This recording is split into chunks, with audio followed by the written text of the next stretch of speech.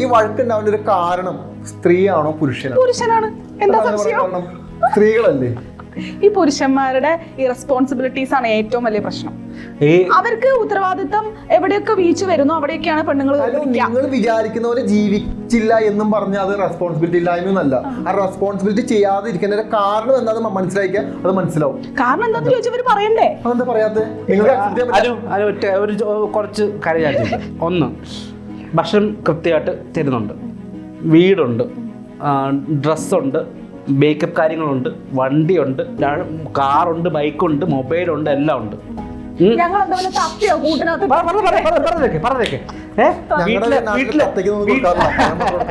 വീട്ടിലെ ഫുൾ റെസ്പോൺസിബിലിറ്റിയും ചെലവടക്കം നോക്കുന്നുണ്ട്. പക്ഷെ ആഴ്ചയിൽ ഒരു ദിവസം ഇവർ ഉദ്ദേശിച്ച ഒരു ദിവസം ഒരു 10 മിനിറ്റ് കൂടുതൽ സംസാരിക്കാൻ പറ്റിയില്ല. ക്വാളിറ്റി ടൈം അവരുടെ മാത്രം ക്വാളിറ്റി ടൈമാണ്. ആ ക്വാളിറ്റി ടൈം കിട്ടിയില്ലെങ്കിൽ പ്രശ്നമല്ലേ? എടാ, ഈ പെണ്ണുങ്ങൾ അത്രയ്ക്ക് വിഷയമുള്ള ആൾക്കാരൊന്നും അല്ല. അവർക്ക് ഇവര് വിഷയം ഉണ്ടാക്കുന്നത് അയൽവക്കാരും അറിയില്ല, നാട്ടുകാരും അറിയില്ല, സ്വന്തം വീട്ടുകാരും അറിയില്ല. പുരുഷനെ കൊണ്ട് ആവശ്യമില്ലാത്ത ചൊറിച്ചിൽ മുഴുവൻ ഉണ്ടാക്കി നാട്ടുകാരെ അറിയിപ്പിക്കും. ഇവരുടെ ഫ്രണ്ട്സിനെ വിളിച്ചു പറയും. അതായത് ഒരു ഇഷ്യൂ ഉണ്ടാക്കി തുടങ്ങി കിട്ടിയ പിന്നെ അവന്റെ ശബ്ദം അവിടെ കേൾക്കുള്ളൂ. ഇവളമാര് നൈസായിട്ട് ഇടയ്ക്കൂടെ മുങ്ങിക്കളയും. അങ്ങനെയൊന്നുമില്ല. ഇപ്പൊ നമ്മള് പ്രതീക്ഷയാണല്ലോ ബുദ്ധൻ പറഞ്ഞ പോലെ. ആശയാണ് എല്ലാത്തിനും കാരണം.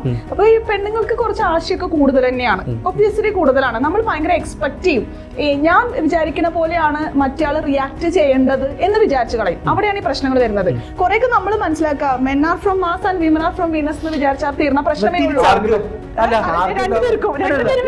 ഞങ്ങൾ നാളെ മുതൽ ആണുങ്ങളും നാളെ മുതൽ എക്സ്പെക്ട് ചെയ്യാൻ പോവാം.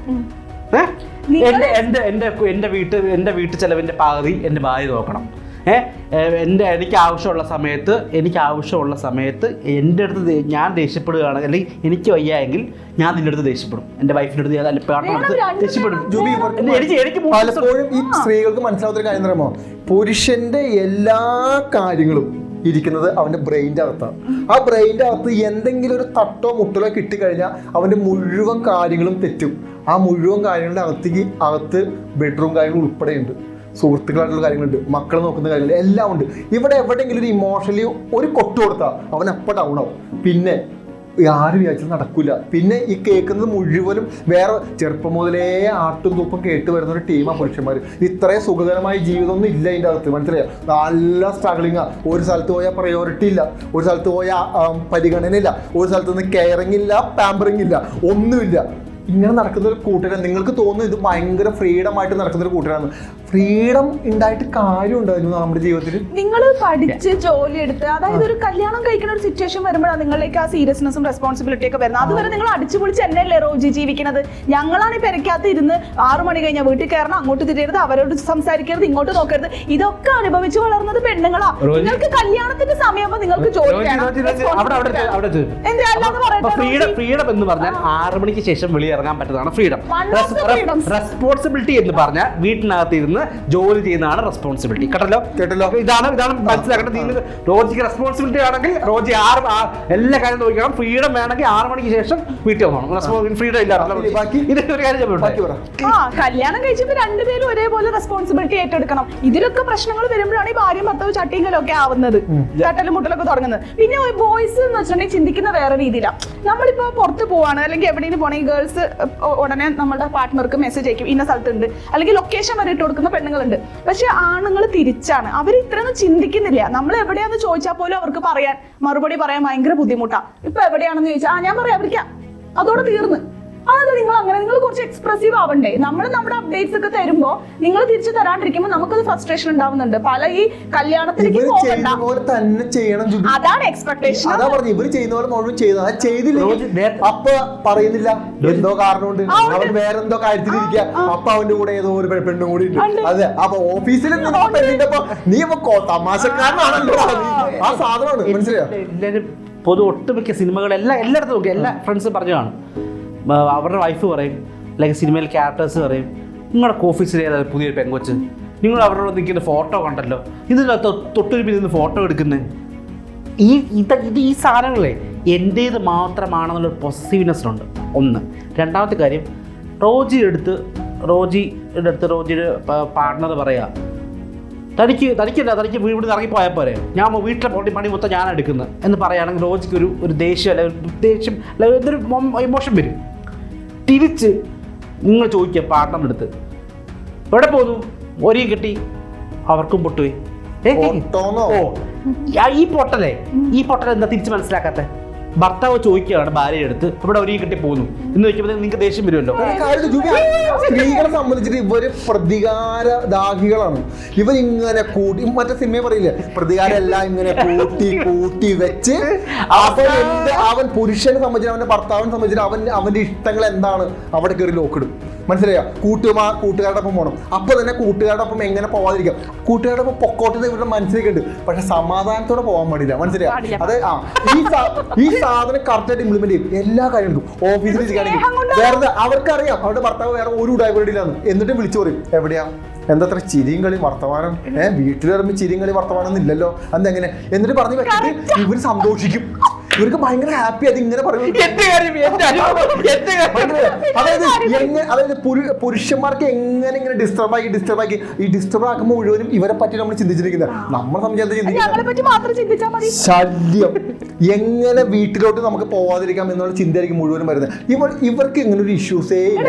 എന്ത് ഇമോഷൻ ഡാമേജ് വരുന്നു, എന്ത് ഇമോഷൻ അല്ല എന്താ പ്രശ്നം, നിങ്ങൾക്ക് ഇപ്പോൾ ഓഫീസ് ടൈം കഴിഞ്ഞാൽ കൂട്ടുകാരുണ്ട്, സ്പേസ് ഉണ്ട്, നിങ്ങൾക്ക് പുറത്ത് പോയി അർമാന്തിക്കാം. ഇതൊന്നും ഇല്ലാണ്ടിരിക്കുന്ന പെണ്ണുങ്ങൾക്ക് തോന്നും എന്താ ഇവൻ നേരത്തെ വരാത്തത്, കുറച്ച് നേരത്തെ വന്നൂടെ, കുറച്ച് സമയം എന്റെ കൂടെ സ്പെൻഡ് ചെയ്തൂടെ എന്നൊക്കെ തോന്നും. അതിൽ നിന്ന് വരുന്ന ഫ്രസ്ട്രേഷൻ ആണ് നിങ്ങളെ വിളിച്ച് ബുദ്ധിമുട്ടിക്കണതും ഒക്കെ.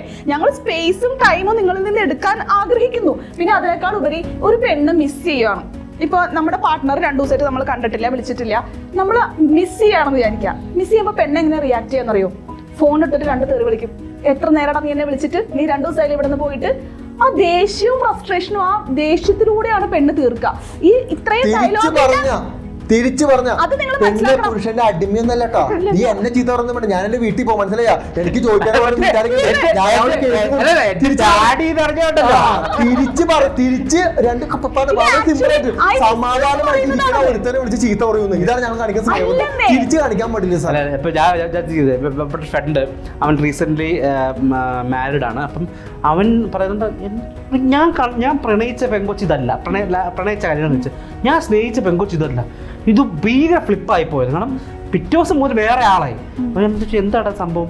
അല്ല സംഭവം നേരത്തെ ഞാൻ ഓഫീസിലാണ് വർക്കില്ലാതെ പറഞ്ഞാൽ പിന്നെ അവളെന്നെ ശല്യപ്പെടുത്തില്ല. കാരണം ആ സമയത്ത് ഭീകര ടെൻഷനും തെറിവിളിയും മീറ്റിങ്ങും കാര്യങ്ങളൊക്കെ നടക്കുന്നതാണ്. അപ്പോൾ അത് അവർക്ക് മനസ്സിലാവും. പറഞ്ഞിട്ട് അപ്പം ഇത് ഫസ്റ്റ് 1-2 ദിവസം കഴിഞ്ഞപ്പോഴത്തേക്ക് ഇപ്പം പറഞ്ഞിട്ടാ നിനക്ക് അറിയാവുന്നതല്ല, ഞാൻ ഓഫീസിലാണ്, തിരക്കാണ്, വൈകുന്നേരം ഞാൻ വിളിക്കുമല്ലോ, ഞാൻ തിരിച്ച് ഇങ്ങോട്ട് തന്നെയല്ലേ വരുന്നത്. ഇത് കലിപ്പായി, ഒരാഴ്ചക്കുള്ളിൽ കലിപ്പായി കഴിഞ്ഞപ്പോഴത്തേക്ക് ഇവൻ പറയും ഒരു കാര്യം ചെയ്യും, അടുത്ത ആഴ്ച ജോലി കണ്ടുപിടിച്ചോണം, ജോലിക്ക് പൊക്കോണം, വീട്ടിലെ ചിലവ് ഈക്വൽ. നിനക്ക് എന്ത് മേടിക്കാനുണ്ടോ നീ മേടിച്ചോണം, എനിക്ക് എന്ത് മേടിക്കാനുണ്ടോ ഞാൻ മേടിച്ചോണം. ഇപ്പോൾ ഒരു മാസമായിട്ട് ഒരു കുഴപ്പമില്ല, അവള് വീട്ടിൽ ഇരിപ്പുണ്ട്, ഇവൻ ജോലിക്ക് കൊണ്ടിരിക്കുന്നത്. പിന്നെ ബോയ്സ് ടേക്കൺ ഫോർ ഗ്രാൻഡഡ് ആക്കും പെണ്ണുങ്ങൾ. അതായത് എന്റേതായി കഴിഞ്ഞല്ലോ, ഈ പറഞ്ഞതാണ് അവിടെ വിഷയം വന്നത്. ലവർ ആയിരിക്കുമ്പോഴത്തേക്ക് അവളെ എങ്ങനെയെങ്കിലുമൊക്കെ പിടിച്ചു നിർത്തണം, അവൾക്ക് ചായ മേടിച്ചു കൊടുക്കുന്നു, ചോക്ലേറ്റ് മേടിച്ചു കൊടുക്കുന്നു, ഡ്രസ്സ് മേടിച്ചു, അങ്ങനെ പാമ്പർ ചെയ്തുകൊണ്ട് നടക്കും.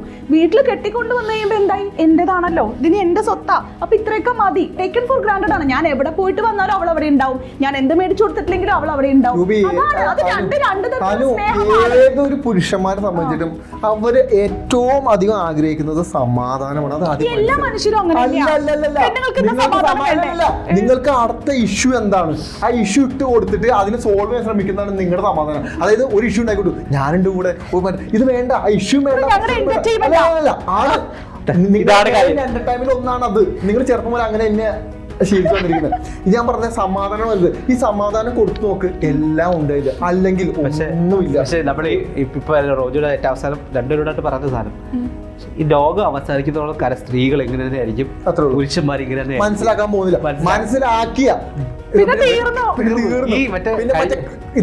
അട്രാക്ഷൻ ഉണ്ടാവില്ല. മനസ്സിലാക്കി കഴിഞ്ഞാൽ അട്രാക്ഷൻ തീർന്നു. കഴിഞ്ഞ ദിവസം ആക്ടർ പ്രേംകുമാർ പറഞ്ഞ സാധനമുണ്ട്.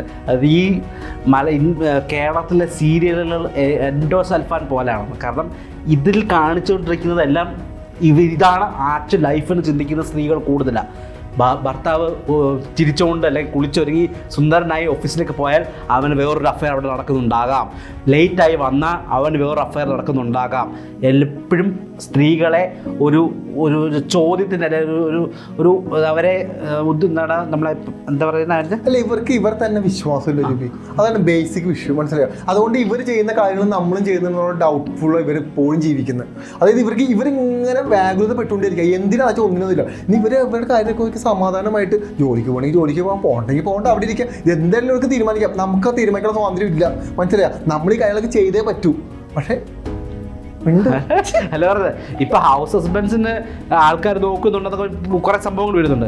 ഇത് പക്ഷെ കേരളത്തിൽ നടക്കുമെന്ന് തോന്നുന്നില്ല. കാരണം ഹൗസ് ഹസ്ബൻഡ്സ് പെൺകുട്ടികൾ ജോലിക്ക് പോകുന്നു, വീട്ടിൽ വീട്ടിൽ ഭർത്താക്കന്മാരിക്കുന്നത്. ഞാൻ ഒരു ഫ്രണ്ടോട് ചോദിച്ചു, അതിനൊക്കെ അങ്ങനെ ചാൻസ് ഉണ്ട്. ഷുവർ ആയിട്ട് ഞാൻ പോകും. ഞാൻ ജോലി എടുക്കുന്നില്ല, വീട്ടിലെല്ലാം പഠിച്ചാലും തയ്യാറാണോ? ഞാൻ തയ്യാറാണ്. പക്ഷെ ഒരാൾ പറയുന്ന അനുഭവം ഞങ്ങൾ ഏറ്റെടുക്കുക. എനിക്ക് ജോലിക്കൊക്കെ പോയി ഞാൻ എന്റെ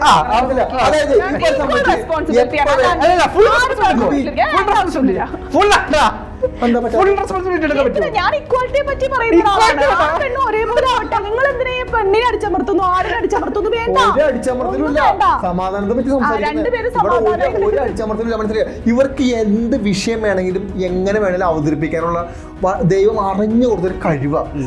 ഇവർക്ക് ഇമോഷൻ ഇല്ലെങ്കിൽ പോലും ഇവർ കണ്ണീര് എടുത്ത് ഇമോഷൻ ഉണ്ടാക്കും, മനസ്സിലായോ? ഈ സാധനം ഇവരിങ്ങനെ പഠിച്ചു വെച്ചിരിക്കുക. മറ്റേത് നമുക്കത് വരില്ല. നമ്മളിങ്ങനെ, അതായത് സങ്കടം, പുരുഷന്മാരെ സംബന്ധിച്ച് സങ്കടം വരുമ്പോഴാണ് ദേഷ്യപ്പെടുന്നത്.